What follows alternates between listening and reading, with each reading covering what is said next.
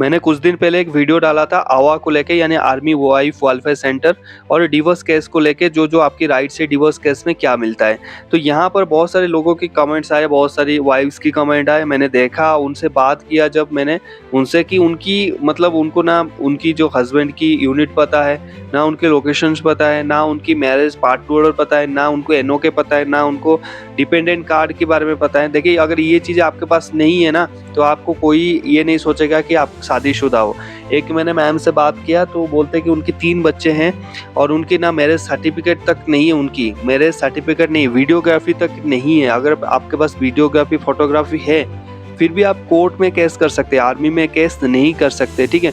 और जो भी चीज़ें मिलेगा आपको आर्मी, नेवी और एयरफोर्स से मिलेगा, उस डिफेंस ऑर्गेनाइजेशन से मिलेगा जहाँ पर आप क्लेम कर रहे हो। क्लेम करने के लिए आपके पास प्रूफ होना बहुत ही ज़्यादा ज़रूरी है। लेकिन अगर आप सोचते हो कि एक फ़ोटो के माध्यम से, एक वीडियो के माध्यम से मैं प्रूव कर लूँगा, दैट इज़ बहुत लंबा प्रोसेस हो जाएगा, आप बुड्ढी हो जाओगे, तब तक आपके केसेस सॉल्व नहीं होगा। जब भी यहाँ पर शादी करते हो फौजी को, बहुत अच्छी बात है, अगर आप करते हो, आपकी रिलेशनशिप अच्छा चलता है, बहुत अच्छी बात है। अगर नहीं भी चलता है तो ये चीज़ें के बारे में आपको पता होना चाहिए। अगर आपका अच्छा चल रहा है, नहीं चल रहा है, थोड़ी बहुत आपको नॉलेज होना चाहिए। आँख बंद करके हर चीज़ें नहीं करना। पहला चीज़ है, जब आप शादी कर लेते हो किसी से भी, बिफोर शादी आप तो इंश्योर करें कि वो किसी से शादी ना करे, क्रॉस चेक करें। बहुत सारे केसेस मेरे पास भी आए जिन्होंने 2-2 शादियां करके रखा है, उनके बारे में मैंने वीडियो बना रहा हूँ, दूसरा एक वीडियो बना के आपको दूंगा, वो देख लेना। एक्स्ट्रा मैरिटल अफेयर्स में क्या क्या पनिशमेंट या फिर क्या क्या रूल्स होते हैं, क्या वो कर सकते हैं, ये कर सकते हैं तो उसकी क्या रूल्स रहता है, उसकी फिर सोल्यूशन क्या है, उसके ऊपर देख लेना, ठीक है। और आपको क्या करना चाहिए उस केसेस में, तो यहाँ पर भी देख लेना। यहाँ पर देख ले, जब भी आपकी शादी हो जाते हैं, अगर आप एक डिफेंस पर्सन को मैरिज करते हैं, तो वहाँ पर मैरिज पार्ट 2 ऑर्डर होता है। ये क्या होता है? पार्ट 2 ऑर्डर को बहुत ज़्यादा डिफिकल्टी या कंफ्यूजन में नहीं लेना। जस्ट थिंक कि ये एक रजिस्ट्रेशन होता है, जैसे आपकी मैरिज सर्टिफिकेट हो गया, आपके सिविल में होता है ना मैरिज रजिस्ट्रेशन सर्टिफिकेट, ये कर लेना। जैसे ही आपकी शादी होता है, वहाँ पर हनीमून जाते हो, बहुत अच्छी बात है। थोड़े सा अपने बारे में भी सोचना, भविष्य के बारे में भी सोचना। जब भी आप आते हो, पहले अपनी जो मैरिज सर्टिफिकेट उनको बताइए, अपने हस्बैंड को प्लीज़ मैरिज सर्टिफिकेट बनाए सिविल से। सिविल से बनाने के बाद उसकी एक कॉपी रखिए। दूसरा, आप उनको बताएं कि आपकी जो मैरिज पार्ट 2 ऑर्डर की कॉपी मुझे भेजिए कि आपने मेरा नाम वहाँ पर एंट्री कर दिया है आर्मी में, कि आपकी पार्ट 2 ऑर्डर हो चुका है। ये इंश्योर कर लेना, सबसे बड़ा गेम यही होता है। अगर ये चीज़ें नहीं है ना, आपकी मान्यता नहीं है। अगर आपके हस्बैंड बोलता है ये मेरा बीवी नहीं है, तो नहीं, आर्मी नहीं मानता, क्योंकि आपके पास कोई प्रूफ नहीं है तो कोई नहीं मानेगा। ऐसे काल तो कोई भी आके बोलेगा। तो ये इंश्योर कर लेना कि आपकी 6 महीना 3 महीने के अंदर पार्ट 2 ऑर्डर हो जाता है। तो ये नहीं कि आज शादी किया, कल बोल रहे हो उसको भाई पार्ट 2 ऑर्डर कर दे मैरिज की, ठीक है? ऐसे नहीं है, 3 महीना 6 महीने लग जाते हैं। तो यहाँ पर इसको इंश्योर कर लेना, 6 महीने से लॉन्ग नहीं होना चाहिए। अगर आपकी लॉन्ग प्रोसेस हो रहा है, बट उसके बाद दाल में कुछ काला है, आप समझ जाओ मैं क्या बोलना चाहता हूँ आपसे, ठीक है?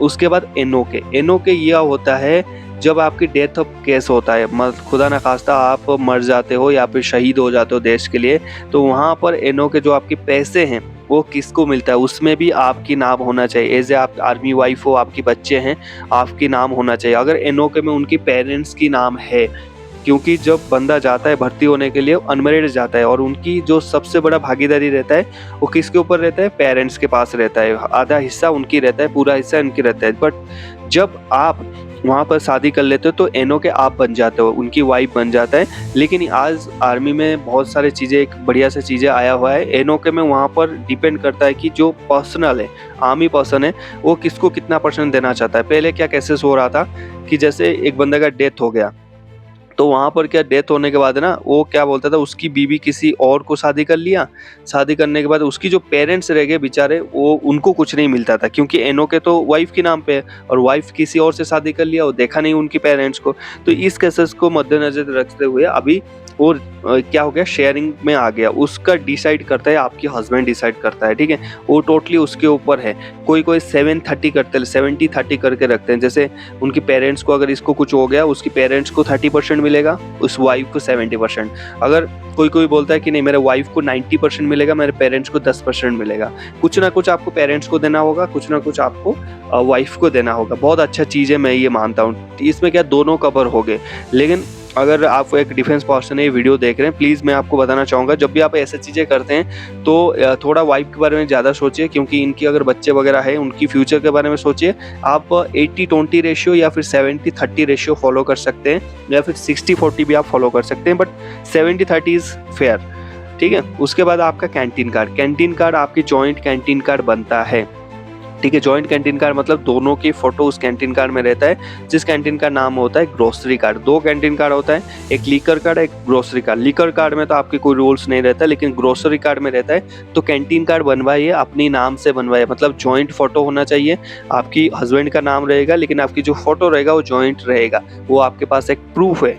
उसके बाद है डिपेंडेंट कार्ड, काफ़ी इंपॉर्टेंट कार्ड है। देखिए, डिपेंडेंट कार्ड काफ़ी फैसिलिटीज़ देता है कि आर्मी वाइफ को, आपके हक देता है। आपको medical facility, free medical facility, free travelling facility, fees CSD canteen में जाने के लिए वहाँ पर आपको दिखाना पड़ता है। डिपेंडेंट कार्ड से आप जैसे रेलवे स्टेशन में सैनिक आराम कर रहे हैं वहाँ रुक सकते हो एज ए फौजी वाइफ। ये आपके सबसे बड़ी हथियार है। एक तो ये पहला नंबर है, ये दूसरा नंबर है। डिपेंडेंट कार्ड आपके पास होना चाहिए। अगर अभी तक आपने नहीं बनाया आपके हस्बैंड, तो उनको बताइए कि डिपेंडेंट कार्ड बनाइए मेरा। अगर आपके बच्चे हैं उनकी भी आप बनाए। उसके बाद आ जाते हैं आपकी जॉइंट अकाउंट। जॉइंट अकाउंट क्या होता है, जैसे मैरिज होने से पहले इनकी जो भी वो रहते हैं, कौन रहता है, हिस्सेदारी रहता है, इनके पेरेंट्स के साथ रहता है, ठीक है। लेकिन आफ्टर मैरिज यहाँ पर क्या रहता है, इनकी जो वो बन जाते हैं, हिस्सेदारी बन जाते हैं, वो वाइफ बन जाता है। तो जॉइंट अकाउंट में उनकी फ़ोटोज़ और उनकी अकाउंट्स डिटेल रहता है, ठीक है। यहाँ पर अगर आपकी खुदा ना खास्ता कुछ होता है तो जॉइंट अकाउंट के साथ वो पैसे विड्रॉल कर सकते हैं। उसके बाद आपकी जो पति की जो भी एक सेविंग अकाउंट होता है, जिसको DSOP अकाउंट या फिर एपी फंड बोल लीजिए, यहाँ पर कुछ पैसे जमा होते हैं आर्मी फंड में, जिसको आप PF भी बोलते हैं, सिविल में PF बोलते हैं ना, PF में मैंने इतना पढ़ा है। उसमें भी आपकी भागीदारी है, उसमें भी आपकी हिस्सेदारी है, तो वहाँ पर भी आपकी नाम डालना ज़रूरी है। वहाँ पर भी इंश्योर करें कि जो वो फंड है, DSOP है या फिर आपकी एपी फंड है, वहाँ पर भी आपकी हिस्सेदारी है, वहाँ पर भी आपके नाम वहाँ पर है। अगर इतने सारे प्रूफ आपके पास है तो दैट इज़ बेटर कि आप बढ़िया है। अगर आपकी खुदा ना खास्ता कल कोई आपकी डिस्टर्बेंस होता है दोनों के बीच में, तो ये आपकी जो आर्मी मेंटेनेंस अलाउंसेस देता है आपको और अदर फैसिलिटीज़ देता है, मेनली मेंटेनेंस अलाउंस होता है, तो ये आपको बढ़िया जल्दी से मिल जाएगा। नहीं तो आप कहीं भी कंप्लेन कर दीजिए, अगर आप प्रूफ नहीं कर पाए कि आपकी ना मैरिज पार्ट 2 है, ना NOK है, ना कैंटीन कार्ड उनके साथ जॉइंट है, ना डिपेंडेंट कार्ड है, ना जॉइंट अकाउंट नंबर है, ना DSOP में आपकी नाम है, ये सब नहीं है, तो ताली बजाते रहना दोनों हाथ में, आपको कुछ नहीं मिलेगा, रोते रहना। ऐसे बहुत सारे केसेस मेरे पास आए हैं, तब जाके मैं ये वीडियो बना रहा हूँ, क्योंकि आप सभी को एटलीस्ट आपकी पति की रैंक पता होना चाहिए, उनकी यूनिट काम क्या कर रहे हैं वो नहीं पता होना चाहिए। वो एक सीक्रेट होता है, आप पूछना भी नहीं और वो बताएंगे भी नहीं, वो अच्छी चीज़ होता है। एटलीस्ट उनकी नेम, रैंक और उनकी आर्मी नंबर और उनकी यूनिट कौन सी है ये पता होना चाहिए आपको कंप्लेन करने के लिए। अभी बहुत सारी लेडी आए, उनको पता ही नहीं उनके पति कौन सी यूनिट में। भाई कहाँ अंधे हो क्या, इतने तो कर लो यार। मैं ट्रस्ट करने के लिए मना नहीं कर रहा हूँ, बट ब्लाइंड ट्रस्ट मत करिए। एटलीस्ट उनको यूनिट तो पता होना चाहिए और कौन सी लोकेशन में ऑपरेट करे, इतना तो पता होना चाहिए, ताकि कुछ कल प्रॉब्लम हो जाए, चाहे डिवोर्स केस भी ना हो, कुछ और प्रॉब्लम हो जाए, आप जाके उनकी CO से बात कर सके या फिर उनकी ऑफिसर साहब से बात कर सके। इतना तो आपको पता होना चाहिए। अगर नहीं पता है, आज पूछिए उनसे कि क्या चीज़ें हैं। अगर नहीं पता है तो बहुत मुश्किल है आपके लिए मेंटेनेंस अलाउंस लेना। यहाँ पर अगर कुछ आगे जाके डिस्टर्बेंस होता है, प्रूफ करना काफ़ी आपको बहुत महंगा पड़ेगा।